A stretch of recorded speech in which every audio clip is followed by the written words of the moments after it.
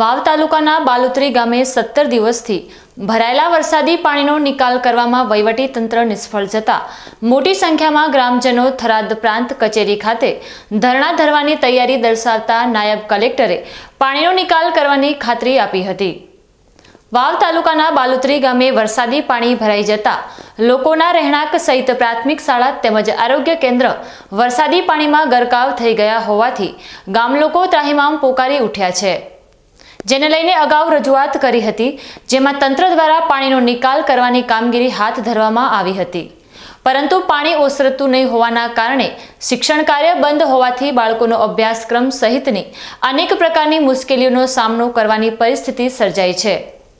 ત્યારે આજે મોટી સંખ્યામાં ગ્રામ પંચાયત સરપંચ સહિત ગામ લોકો થરાદ પ્રાંત કચેરી ખાતે આવી ધરણા ધરવાની તૈયારી દર્શાવી હતી।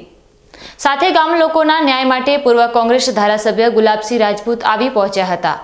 જેથી નાયબ કલેક્ટરને વરસાદી પાણીના નિકાલ અંગે રજૂઆત કરતા નાયબ કલેક્ટર તુષાર જાનીએ સાંજના 5 કલાકે વાવ મામલતદાર સાથે ગામ લોકોની ઉપસ્થિતિમાં મીટિંગ યોજી વરસાદી પાણીના નિકાલ અંગે યોગ્ય કામગીરી કરવાની ખાતરી આપી હતી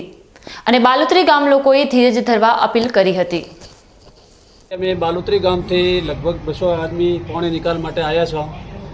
અને લગભગ 20 દિવસ થયા છતાં હજી પાણીનો કોઈ નિકાલ આવ્યો નથી। અમારે 18 તારીખે પણ અમે આવીને આવેદનપત્ર આપ્યું હતું અને એસડીએમ સાહેબ પણ આવ્યા હતા ને 48 કલાકનો અમને ટાઈમ આપ્યો હતો, પણ હજી કોઈ નિકાલ થયો નથી। અમારી શાળા બંધ છે,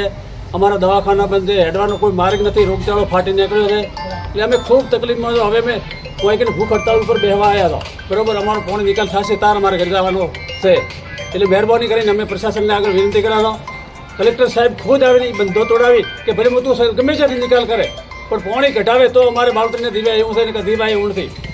એટલે મહેરબાની કરીને અમે કલેક્ટર સાહેબને નમ્ર વિનંતી કર્યા હતા અને મીડિયા દ્વારા પણ અમે તમને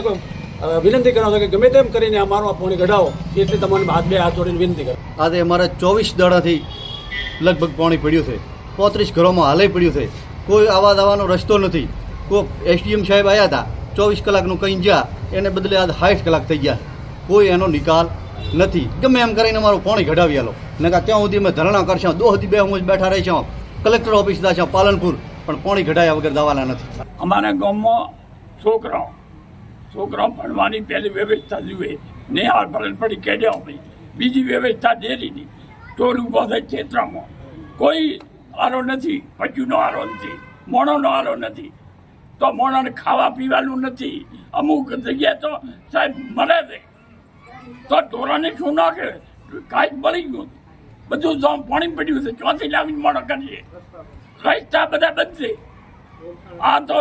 સાહેબ ટોબાથી આમ ફરીને અમે અહીં આવ્યા હતા અને આવેદનપત્ર 2 આવેદનપત્ર દીધો હોય અને બાળુતીમાં કોઈ ના આવતો હોય તો બાળુતીમાં જૂતી જ નથી ને, અમલદારોને પડી જ નથી, અમલદારોને નથી પડી, અમલદારોને કોઈ પડી નથી, બાળુતી બધી પાણી જઈ, તો અમારે હવે અહીં કરતા અમારે અહીં મરવું છે, અમારે અહીં રહેવું જ છે, અમારે અહીંથી જવું નથી।